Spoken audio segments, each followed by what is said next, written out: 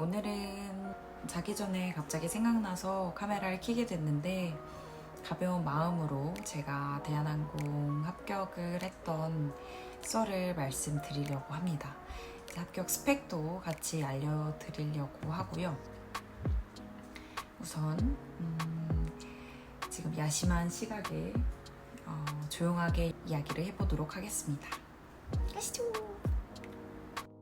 동그림.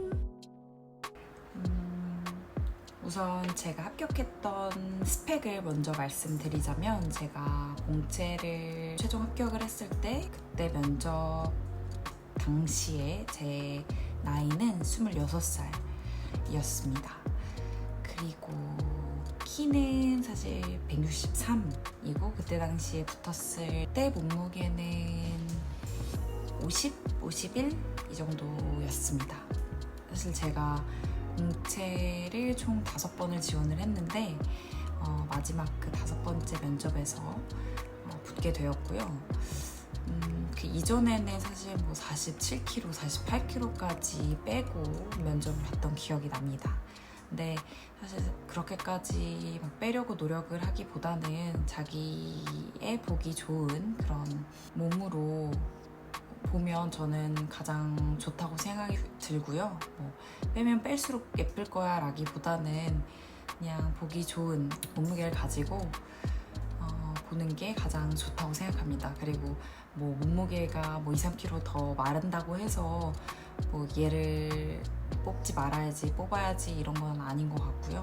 키와 몸무게는 그때 당시에는 163에 51 정도였던 것 같습니다. 그리고 제 대학은 서울 4년제 여대고요. 전공은 이제 미대기는 했는데 디자인과를 졸업했습니다.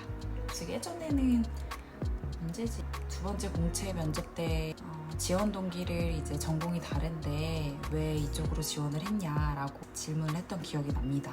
제가 그때 답변을 망쳤지만 우선은 그렇게 제 대학 전공은 그렇고요.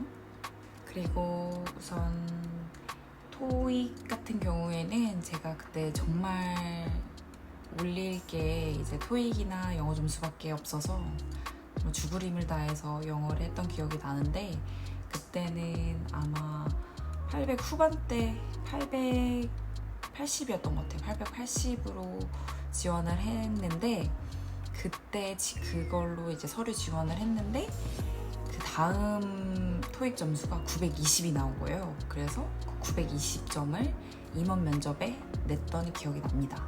사실상 920점에 대한 효력은 있지는 않았던 것 같고, 그냥 우선 서류를 합격했기 때문에 그 이후에는 면접이 제일 더 중요하게 봤겠죠. 그랬고, 토스 같은 경우에도 레벨 6를 받아서 그것도 같이 썼던 기억이 납니다.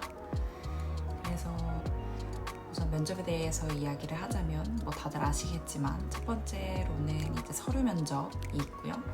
이제 서류를 붙게 되면 1차 실무 면접, 2차 임원 면접, 그리고 그 임원 면접 보고 나서는 체력 테스트, 이제 수영을 하고 체력 테스트를 보게 되고요.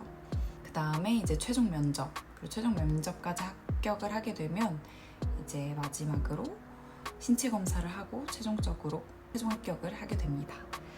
3차 면접까지 붙게 되면 사실상 최종 면접이라고 저는 생각을 했기 때문에 이렇게 길고 긴 한 4개월 정도 항상 그 면접 결과를 기다리면서 똥줄을 탔던 기억이 납니다.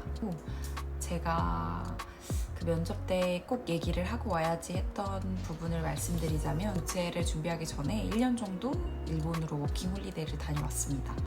그때 제가 카페 아르바이트랑 호텔 아르바이트를 했었는데, 면접 때 일본에서 워킹 홀리데이를 하면서 호텔 아르바이트를 했습니다. 이 얘기를 저는 꼭 하고 오자, 이런 마인드로 면접을 항상 봤던 기억이 납니다. 그 이유는 그 말을 하게 되면 사실상 일본어를 할 줄 안다는 장점과, 제가 일본이라는 직접 타지에 가서 그 서비스업이라는 거를 직접 경험을 해봤다, 그거를 사실 통틀어서 하는 말이었기 때문에 저는 크나큰 장점이 된다고 생각이 들어서 실무 때도 이 얘기를 꼭 했던 것 같고 임원 면접 때도 무조건 이 말을 넣고 그에 따른 얻은 교훈이나 이제 깨달음 같은 거를 얘기를 하면서 제 답변을 만들어 나갔던 것 같아요.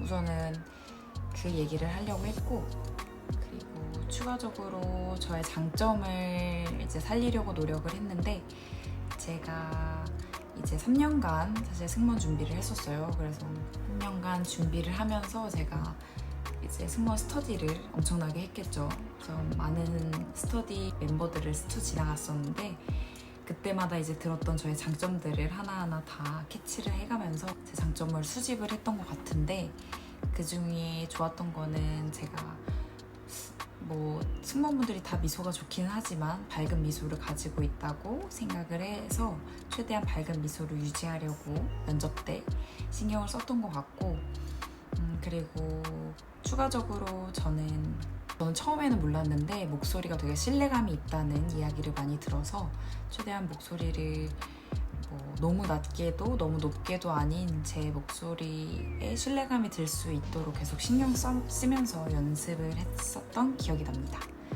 그리고 제가 면접 스터디를 하면서 느낀 거는 면접 내용은 사실상 막 그렇게 많이 들어오진 않아요. 그래서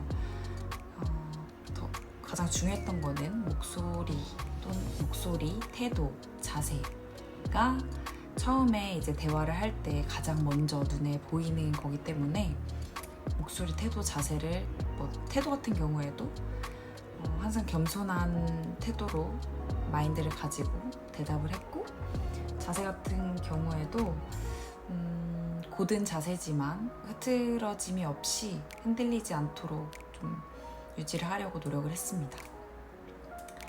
그리고 제가 키가 작기 때문에 면접 구두는 항상 10cm를 신으려고 했어요. 아무래도 승무원 준비하는 친구들 중에 키가 큰 친구들이 많기 때문에 저의 단점을 보완하기 위해서는 높은 구두를 항상 면접에서 신었습니다. 그래서 면접 스터디 때도 신고 다니면서 계속 연습을 했고요. 그리고 제가 좀 다리가 좀 많이 붓는 스타일이어서 면접장 도착했을 때 그때 항상 신발을 갈아 신었고, 최대한 다리를 붓지 않도록 하기 위해서 전날에 스트레칭도 하고 압박붕대라고 하나요? 그 종아리 압박붕대도 하고 자고 마사지도 받고 그러면서 면접 준비를 했던 것 같아요. 또 하나 팁이라고 하면은 다른 분들은 화장을 잘 하시는 분들은 스스로 하고 머리도 스스로 하고 이제 면접을 보러 가시는 분들도 있는데, 저도 화장을 그렇게 못하는 편은 아니라고 생각은 했어요. 근데 아무래도 샵에서 화장이나 머리 어피어런스를 받고 가는 게 그냥 심리적으로 제가 좀 더 자신감을 가지고 면접을 임할 수 있었던 것 같아요. 왜냐면 머리가 아침부터 제가 스스로 했을 때 아침에 허겁지겁 하면서 머리도 잘 안 되고 화장도 제 스타일대로 되지 않으면 좀 더 자신감이 안 났을 것 같아서 면접 전에 샵을 가서 화장을 하고 면접을 보러 갔던 기억이 납니다. 덕분에 많은 돈을 거기에 샵에 할애를 했죠.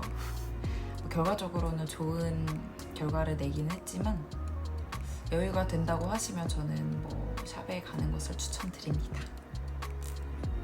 면접 질문 같은 거는 제가 다음 영상에서 한 번 더 정리를 해서, 제가 5번 공채를 봤다고 했잖아요. 그때 받았던 질문 그리고 답변 등을 좀 정리를 해서 다음 영상으로 찾아뵐 수 있도록 하겠습니다. 오늘은 사실 가벼운 마음으로 정보를 전달해 드리고 싶어서 이렇게 카메라를 켰고요.